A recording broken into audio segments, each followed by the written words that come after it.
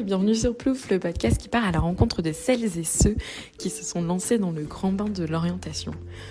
Aujourd'hui, on va parler des métiers passion et plus particulièrement de celui d'archéologue.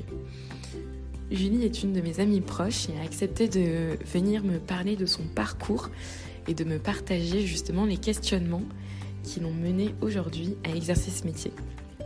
On parlera bien entendu de passion, de rêve d'enfant, mais aussi de la façon dont on peut idéaliser ce genre de métier.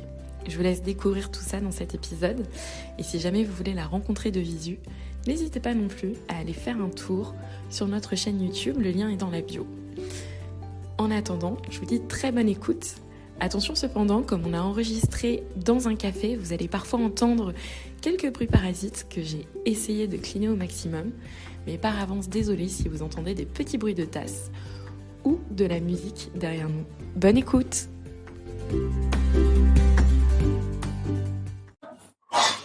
C'est parti cette fois-ci pour de vrai. Merci beaucoup Julie d'être avec nous aujourd'hui. Ça me fait grave plaisir. Moi aussi, je suis trop contente. Donc avant de commencer, je vais te poser la question que je pose à tout le monde. Qui est, quand tu étais petite, tu voulais devenir quoi ou tu voulais devenir qui?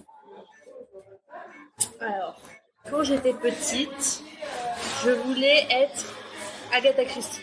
Clairement, Agatha Christie, c'était toute ma vie. Ouais. Parce que son mari, c'est Howard Carter. C'était un égyptologue, archéologue trop cool. Elle était romancière, elle racontait toutes les histoires qu'elle avait envie. Et sa vie, moi, j'adorais. Parce que ma mère, elle m'a pas du tout... j'ai pas du tout grandi avec la culture, les dessins animés, les trucs... Moi, j'ai toujours baigné dans cet univers un peu histoire, très vite, avoir des livres d'histoire ou des romans un peu plus pour les grands, entre guillemets, et je voulais être Agatha Christie. Mais c'est marrant parce que te connaissant et vu le parcours que tu as, j'aurais pensé que tu aurais plutôt voulu être le mari d'Agatha Christie que Agatha Christie. Ah bah non, parce que moi je voulais être Agatha Christie plus être archéologue, tu vois, parce que je me disais, elle a tout. Elle peut faire de... Parce que... Ah, j'ai trouvé... Non, je m'identifie à une femme, je m'identifie pas à lui. Ouais, Agatha Christie, je voulais être elle. Ouais. Ou j'avais une grande passion pour Marie-Antoinette aussi. Pour le coup, c'est pas vraiment la même destinée. Non, mais c'est ça qui me faisait triper quand j'étais petite, le côté destin tragique, voilà, Versailles, et que voilà. Mais et l'histoire, quoi. Moi, j'aimais bien ce qui touchait à l'histoire, découverte, des mystères aussi. C'est tout. Ah, c'est intéressant. Ouais. Et finalement, c'est un peu ce vers quoi t'es allée après. Puisque t'as fait, toi, Alors, attends. Toi, t'as fait une mana en sortant du bac. Ouais. Et après, t'as été en archéo. Oui. Et en fait, quand j'y réfléchis vraiment et quand j'en parle avec ma mère, elle me dit en fait, t'as toujours adoré l'archéologie, mais tu t'en rendais pas compte. Il y avait un film, je sais pas si tu connais, c'est La Demoiselle d'Avignon. Je parle des Demoiselles d'Avignon. C'est Mark Keller qui joue une princesse en fait, qui rencontre un archéologue, c'est Louis Veil. Et il joue François Fransalette, et en fait le gars c'est un diplomate archéologue qui trouve une Vénus dans son jardin, quoi. Et moi je vénérais François Fransalette, c'était mon amoureux quand j'avais 5 ans, tu vois. Et en fait leur vie aux deux, j'ai trouvé dingo. Et après j'ai toujours adoré l'archéo, les découvertes, les Égyptiens, les Romains, mais à des points différents, tu vois. Je parlais d'Agatha Christie, j'adorais la période égyptienne, les livres qu'elle a fait quand on est dans l'univers des fouilles en Égypte, etc. Et ma mère, elle me dit, mais en fait, t'as toujours adoré ça. Et depuis gamine, en fait, t'adorais. J'ai passé mon enfance dans la maison de Champollion à Vizille, enfin pas loin de Vizille, parce que j'ai grandi là-bas. Et en fait, t'as des hiéroglyphes dans les jardins. Et ma mère, elle me dit, t'étais comme une ouf, quoi. Tu voulais tout savoir, tu voulais tout comprendre.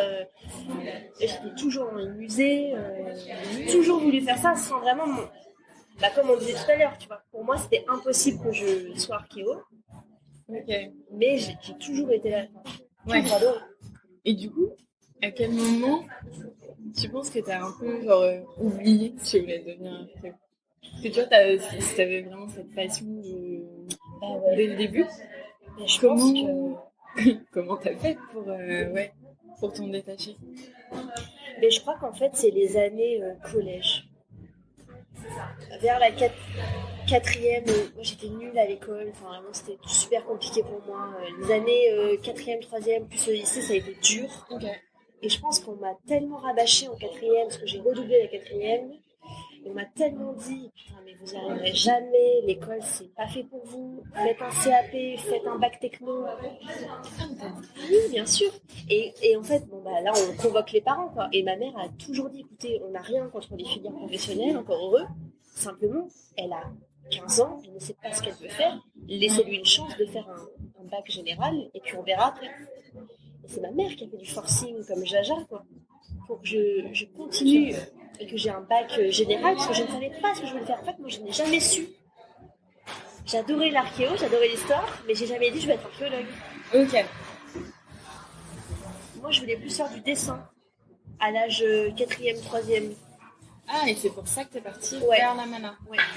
Et en fait, tu savais qu'il y avait derrière justement le fait de faire une mana et de t'orienter vers une carrière là, ou c'était vraiment plus genre j'aime le dessin et YOLO? En fait, je pense que c'est surtout parce que j'aimais beaucoup l'histoire de l'art. Ok. J'adorais la sculpture, la peinture. J'ai eu un moment où je voulais être restauratrice de sculpture. Quand j'avais 15 ans, on est allé dans une école à Florence, à l'Opificio delle Pietre Dure. C'est une école de sculpture. Voilà. Et en fait, j'étais trop jeune, enfin, ça n'allait pas du tout, fallait... Oui. Et en fait, je me suis dit, bon, bah écoute, je vais faire une mana à appliquer, puis si je dois aller dans la sculpture après, j'irai. Mais je crois que c'était plus vraiment par goût et intérêt pour l'histoire de l'art et l'archéo. Et en me disant, écoute, ce sera plus facile de faire une carrière en sachant dessiner, parce que comme on m'avait toujours dit que j'étais nulle et que je ne ferais pas d'études, je me suis dit, bon, bah le dessin, ça sera plus facile, mais c'est pas vrai du tout, quoi. Enfin, c'est... T'avais un peu une vision, pas d'un sous-métier, mais d'un métier qui était plus simple à faire que si tu prenais une voie... Pour moi, j'avais l'impression qu'en tout cas, vu mes capacités, j'y arriverais mieux dans le dessin ou dans la restauration de peinture ou de sculpture que dans vraiment faire des études, avoir un bagage quand même un peu plus intellectuel, enfin pas intellectuel, c'est pas le mot, mais où là, il faudrait écrire, il faudrait lire, il faudrait faire un mémoire. Enfin, si tu veux, moi, à 20 ans, je savais super mal écrire, j'avais toujours mon bled avec moi, j'avais des gros problèmes de français. Et c'est le latin, je dis bien le latin, qui a sauvé ma life et j'ai compris ce que c'était un COD à 20 ans, voilà, et un COI grâce au latin, tu vois, on en était là à 20 ans. Donc autant te dire que je ne me voyais pas faire des études à 19-20. C'est trop drôle que ce soit le latin qui t'est remis... Le latin qui a saved my life. C'est vrai que je me souviens... Ouais, j'étais trop forte en latin. Moi, j'étais nulle. Ouais. Et tu m'apprenais le latin alors que pourtant, j'étais en 3e année. Ouais, c'est vrai. Et j'étais censée, non pas le parler couramment, mais avoir des cols où j'avais pas mon IFU et j'y arrivais pas. Et toi, tu m'en parlais tout le temps en disant « Mais si, regarde, c'est super simple !» Ah, trop drôle. Et attends, et du coup, ce que tu me disais, c'est que c'est ta mère qui t'a aidé un peu à revenir sur les études.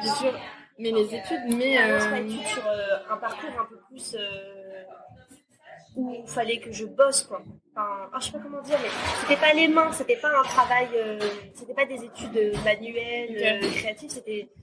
Bon, bah là, tu vas aller à la fac, et puis tu vas faire des exposés, tu vas lire, tu vas devoir synthétiser, tu vas devoir faire des comptes rendus. En fait, pour moi, à l'entrée de la fac, quand ma mère m'a dit bah je t'ai inscrite, je me sentais incapable parce que si tu veux, j'ai beau avoir fait un bac L, et moi j'étais douée pour l'expression écrite, c'est quand t'inventes, c'est ça. Alors quand on inventait, moi je pétais les scores. Par contre, quand il fallait faire des synthèses, des études de documents, j'étais nulle. Enfin, je veux dire, je sais pas comment j'ai eu mon bac L. Si, je sais, je l'ai eu à 10 d'ailleurs. Voilà. Et grâce à l'espagnol, merci l'espagnol, merci la spécialité histoire de l'art, tu vois, qui m'a sauvée. Ah ouais. Mais je n'arrivais pas à écrire, je n'arrivais pas à disserter. Donc en fait, voilà, c'est plus à ça que je veux dire, que quand elle m'a dit tu vas aller à la fac, je me suis dit, il va falloir faire des dissertations, il va falloir écrire. Et j'étais complètement dyslexique, je comprenais pas comment on formait sa pensée, comment on faisait une phrase simple, enfin, tu vois. C'est pour ça que je me suis dit, bah moi, il faut que je fasse de la restauration, de la peinture, parce que t'es nul, t'y arrives pas, quoi. T'arrives pas à dire ce que tu veux sur un bout de papier, et au bout d'un moment, ça a marché vraiment. J'ai eu mon bac voilà. Et je me suis dit, bah à la fac, ça va pas marcher, c'est pas possible. Tu vois ce que je veux dire? Je sais pas si j'arrive à être claire, mais... En fait, je vois, mais tu vois, il y a un truc que je comprends pas du coup, c'est que, tu vois, là, l'archéo, quand tu m'en parles, ça reste quand même un métier très terrain. Mais on en a parlé aussi tout à l'heure rapidement, tu vois, c'est un métier de terrain où t'es quand même censé fouiller, t'es dans la boue, t'apprends. Et c'est ouf que du coup, enfin, moi, enfin, tu vois, quand je m'imagine archéo, je pense à Indiana Jones, comme tout le monde. Normal. Indiana Jones, prononcé à la française.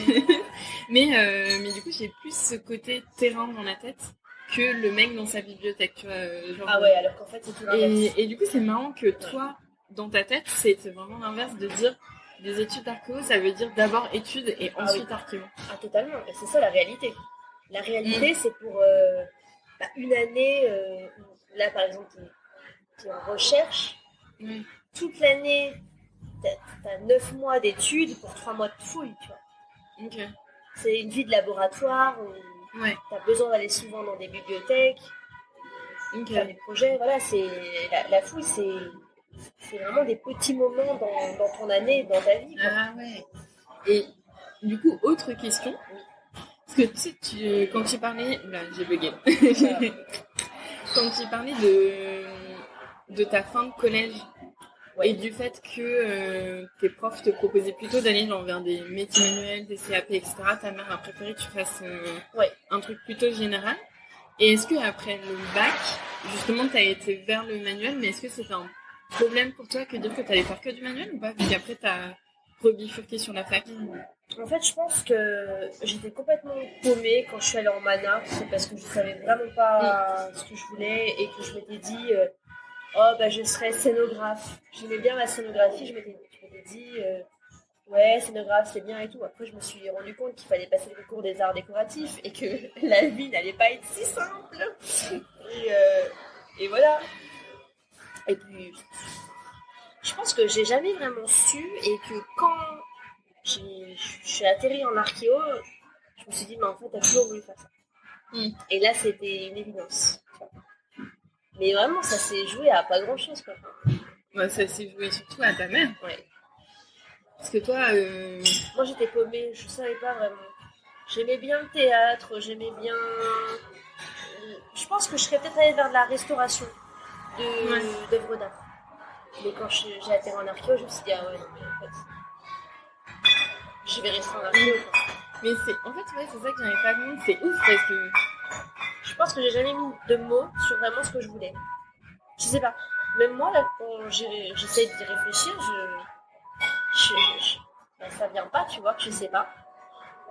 Je sais pas du tout. Je suis allée en mana. Mais tu vois, ça me fait rire. Non, c'est pas... ça me fait rire. Il faut que j'arrête de dire ça. Ça me fait rire, gorge déployée. Ta vie, t'es paumée, ça me fait rire. C'est ça. Oh, t'as fait un download. Oh, ça me fait trop rire, c'est marrant. C'est marrant, toi. Non, mais ce que je trouve drôle, entre guillemets, c'est que généralement, tu vois, les gens à qui je parle qui me disent j'étais paumée en sortant du lycée, qu'on fait un bac plutôt général, que ce soit L, S, E, S. Genre, les personnes, elles vont plus vers des filières qui restent très généralistes après. Tu vois, genre, typiquement, moi, j'ai été en prépa, j'ai plein de potes qui ont fait des écoles post-bac, qui savaient pas, qui sont allés en droit, en médecine. Oui, bien sûr. Et du coup, tu vois, c'est marrant de se dire, je savais pas, du coup, je vais en mana, parce qu'en soi, c'est un métier... les métiers, ce seront des métiers qui sont aussi... Carrément. Un peu comme ce que tu me dis avec l'archéo, qui seront des métiers pas forcément précaires, mais où tu auras moins de confort matériel que d'autres filières générales. Et du coup, c'est ça qui est marrant. Pourquoi... comment tu as choisi cette filière en me disant ça va me safer? Non, mais en fait, jamais je me suis dit c'est la bonne filière. Enfin, en gros, c'est vrai, il y a beaucoup de gens qui disent j'ai fait du droit, j'ai fait 2 ans de droit parce que je savais pas ce que je voulais faire. Alors du coup, voilà, c'est vrai, t'as raison. Mais moi, j'aimais vraiment la scénographie. J'aimais l'espace, j'aimais les objets. Je m'étais dit je voulais être peintre, un décor au théâtre. Ok. Voilà, c'était ça mon idée. Oui, donc c'était quand même très précis, plus que je voulais faire de la scénographie. Oui, mais je me suis aperçue que, comme je dis, c'est pas parce que tu peins un peu chez toi, que tu dessines un peu chez toi, que tu es un artiste. Tu vois. Yes, Picasso. Oui, yes, Picasso. Et en fait, je me suis aperçue qu'en fait, peindre tous les jours, parce que moi, je peignais pas par passion, je peignais par pulsion, tu vois. Il y avait des phases où je peignais comme une folle, et puis il y a d'autres moments où j'avais pas du tout envie de peindre. Je me suis dit, yes, Picasso. Et je me suis dit, en fait, ça va poser problème. Ah oui. Et en fait, mon année de manage, je l'ai pas terminée, quoi. Je me suis dit, Ouais. je m'ennuie, en fait. Parce que je ne pourrais jamais peindre toute la journée, c'est pas possible. C'est un vrai travail. Enfin, tu vois, c'est. Ah, c'est marrant ce que. Ouais. Moi, c'était vraiment par pulsion. Par moment, ça pétait, là, et j'avais envie de peindre, tu vois. Ok. Mais il fallait que je le fasse, cette mana, pour me rendre compte que c'était pas ça. Et là, Du coup, j'ai répété. Du coup, oui, mon frère, quand il est parti en mana, lui, c'était. Enfin, en mana, en école d'art. Il s'est dit, j'ai dit, je vis la vie de violon. Et toi, ouais, t'y as pas du tout pensé. non, pas du tout. Ok. Pas du tout pensé. Mais après, c'est super intéressant parce que ça veut aussi dire que c'est des métiers passionnels ou des choses qu'on fait un peu dans notre temps libre, mais on le considère pas vraiment comme un métier comme un autre où effectivement tu vas devoir t'entraîner, tu vas devoir le cultiver. Et moi, j'étais dans le faux total parce que c'est parce que on m'avait toujours dit que j'étais nulle et que je pouvais pas faire d'études que je me suis dit, je vais faire du dessin. Mais je veux dire, la difficulté, elle est. J'avais, je pense, carrément sous-estimé c'était pas parce que on t'a dit que t'étais nulle que le dessin ça allait être facile. En fait, j'étais dans je m'étais pas rendu compte à quel point c'est un travail et t'as besoin de quand même de qualification. Quoi, tu vois. Ouais. Mais ouais, c'est ultra intéressant parce que t'as Enfin, tu vois, je pense déjà quand t'es au lycée, t'as un peu cette j'allais dire cette hiérarchie de la jungle, genre les S sont top of the game, les ES bof et après les littéraires. Et pareil, en fait, une fois que tu passes dans les études, t'as aussi un peu ce truc parce que toi, tu t'es dit la mana ça va être simple parce que c'est noir. Donc t'avais déjà un peu hiérarchisé quand même les différentes voies, non? Je pense d'ailleurs les profs en terminale, ils l'ont super mal pris parce que tu sais, il y a une espèce d'entretien pour savoir un peu qu'est-ce que vous allez faire après. Et moi, je leur ai dit, moi je suis déjà inscrite en mana en fait. Et il y a ma prof principale qui l'a limite un peu mal pris en disant, ah oui, en fait, tu nous as pas demandé. Ah donc en fait, nous, le corps enseignant, on se concerte pas pour. Et j'étais là, non, en fait, c'est un peu ma vie. C'est quoi je veux dire, depuis que je suis en 6e, on me dit, ah, c'est compliqué, Julie, pour toi, hein. Ah, oulala, ouais, c'est très difficile, hein. Alors, à la sortie de mon bac, on allait me dire quoi? Ah, ça va être trop difficile. Enfin, là, clairement, je les interdisais de leur donner leur avis, quoi. Et ils l'ont super mal fait. Les profs, je sais pas pourquoi ils faisaient ça d'ailleurs, mais les gens disaient, alors moi, je vais préparer Sciences Po, moi, je vais en Cannes, je vais en Hippocane. Donc, de toute façon, pour faire de la prépa, à la sortie de ta L, est-ce que déjà tu peux intégrer une prépa, tu vois? Et moi, vu mon niveau, j'aurais jamais pu intégrer une prépa. Et en fait, ils ont été là, ah ouais, d'accord, donc en fait, nous, tu nous demandes pas notre avis. J'étais là, en fait, non, parce que vous savez très bien que j'ai pas le niveau, les ongles, quoi, vous savez. Donc, foutez-moi la paix, laissez-moi aller faire de la peinture et ciao, quoi. Laissez-moi m'enfermer dans mon studio et parler de ma vie. En fait, franchement, je vais dire la vérité, la mana, j'ai eu un mauvais pressentiment l'après-midi du premier jour. C'est tout? Ouais. Je me suis dit, oh putain. Parce qu'en fait, c'est du bullshit, hein. Les manas à Paris, c'est... Donnez-moi votre argent, tu vois, et après, on verra. Alors, une fois que t'as bien payé ta petite mana, tu te rends compte que c'est de la grosse merde, tu vois. L'enseignement, c'est de la grosse daube. Il y avait un cours dans la semaine qui était bien. C'était du bullshit, parce que c'est de la mana privée. Oui, mais voilà, mais bon, là, là, tu la payes, quoi. C'est comme les écoles. Ah oui. Tu payes l'année, tu vois. Et là, je me suis dit, oh là là, c'est quoi ces charlatans, là? Non, mais j'avais ma prof de peinture, elle nous faisait dessiner des pigeons, tu vois, toute la sainte journée, j'étais là, oh, écoute, alors toi, t'es gentil, mais à nous faire dessiner des pigeons, ça va vite me gonfler, tu vois. Ouais. Non, mais en fait, c'était du bullshit, c'était du business. Et moi, ça m'intéressait pas du tout. Et puis bon, après, j'étais pas douée, je sais pas assez pour aller faire les arts déco, quoi. C'était au-dessus de mon... Alors là, j'avais carrément pas de niveau. Et pour toi, le chemin de la réussite, c'était d'avoir les arts déco, de passer un concours et d'avoir une certaine reconnaissance. En fait, j'ai jamais eu de schéma. J'ai jamais eu de... En fait, moi, c'était plus... il faut que tu trouves quelque chose où t'es bien. Ok.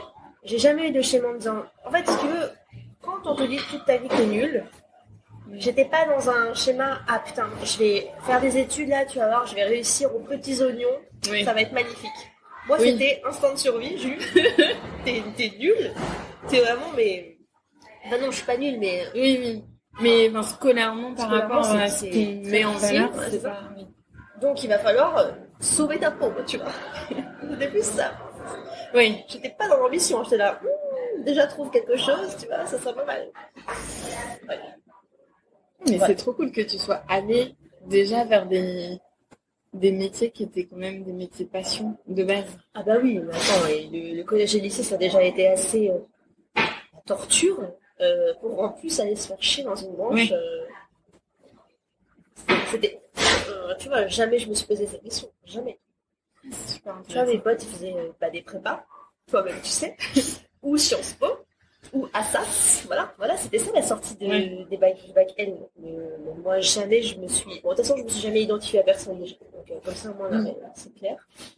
Chacun fait sa vie, je me suis jamais comparée, je me suis jamais dit, faut faire ça, faut faire ci. Ah, et t'arrives justement à regarder tes potes qui font des trucs peut-être plus classiques, qui cochent les cases dont on parlait tout à l'heure.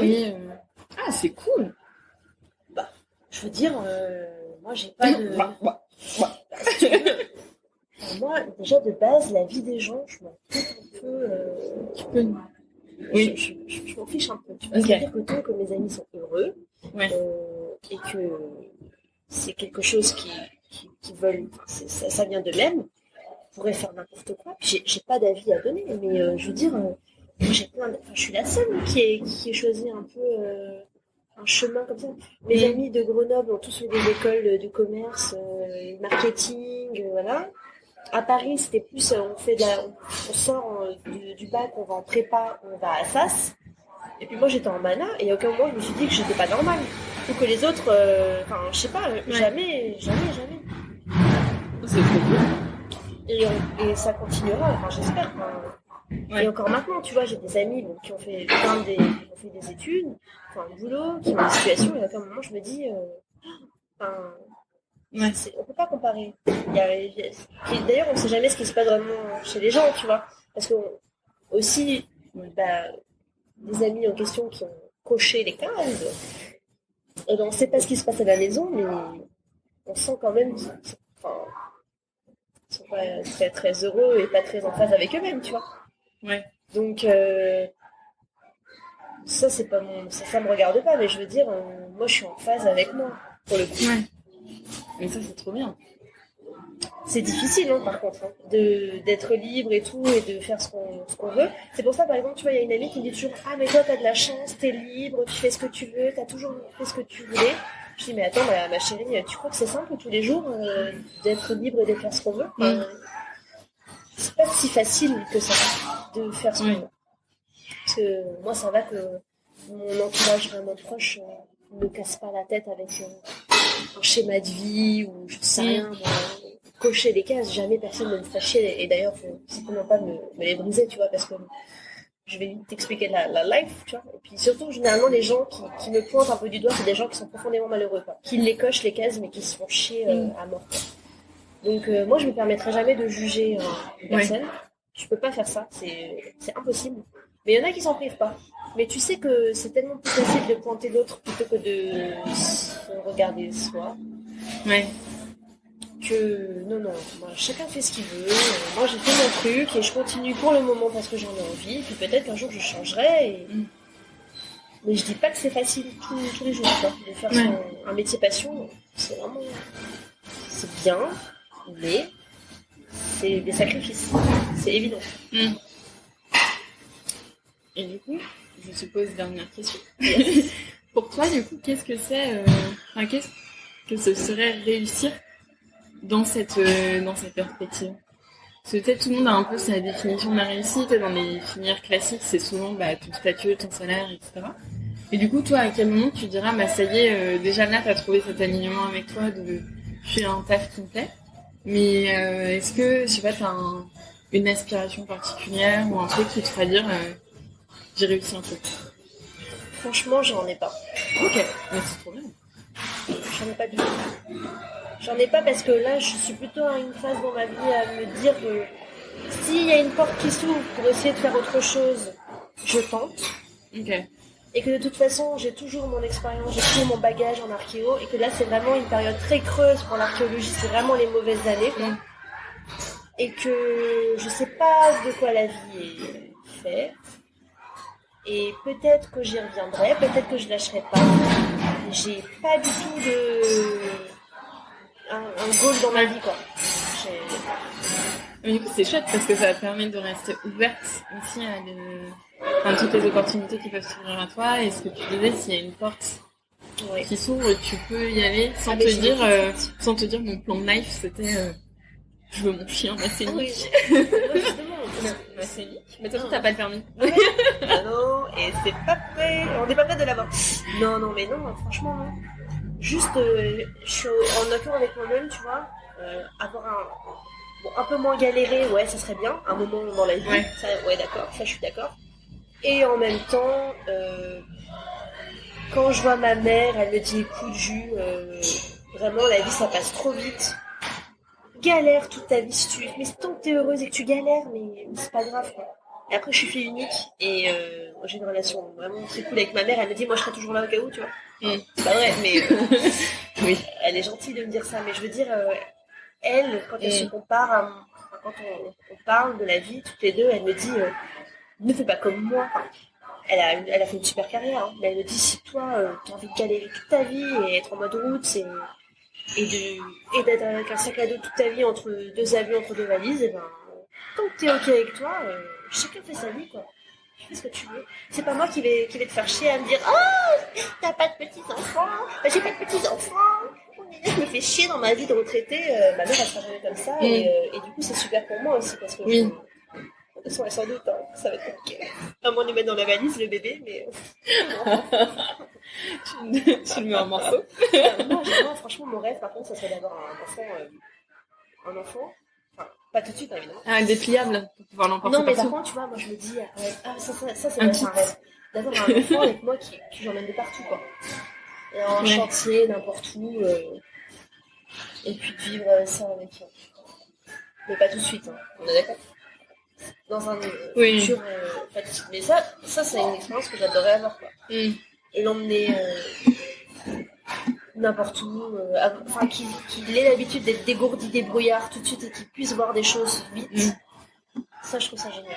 Ma mère, elle m'a trimballé avec elle de partout aussi, tu vois. Donc, je pense que ça joue beaucoup. Ah oui, pour savoir un peu plus aussi où tu te sens bien et que tu te sentes à l'aise avec le fait de pas toujours être au même endroit. Tu vois, j'y pensais avant de venir te voir. Ma mère, elle m'a toujours dit, on a beaucoup déménagé. Et elle me dit, tu sais, il y a des gens qui restent 30 ans, 40 ans, 50 ans dans la même ville. Et le jour où il se passe quelque chose, il y a un drame ou quoi, ou la maison, tu vois, ils doivent quitter cet endroit, c'est un drame dans leur vie. Elle me dit, Jules, ne deviens jamais comme ça, quoi. Ta maison, elle est partout. Tant que t'es bien, tant que t'es ok avec toi-même, tu étais de partout. Tu vois. Et je pense que c'est pour ça, j'ai pas de grandes aspirations, juste à être heureuse, hein, c'est con, mais c'est déjà énorme. Mais c'est vraiment la vie, elle est pour moi, quoi. Enfin, tu vois, je veux pas construire quelque chose, cocher des cases alors que j'en ai pas envie. Ouais. J'en ai pas envie. Si j'avais envie de les cocher ces cases, je les ferais. J'en ai pas du tout envie, quoi. Je sais pas, on verra. C'est une très belle conclusion. Ouais. Merci beaucoup. Je t'en prie. Et à bientôt. Ça fait plaisir.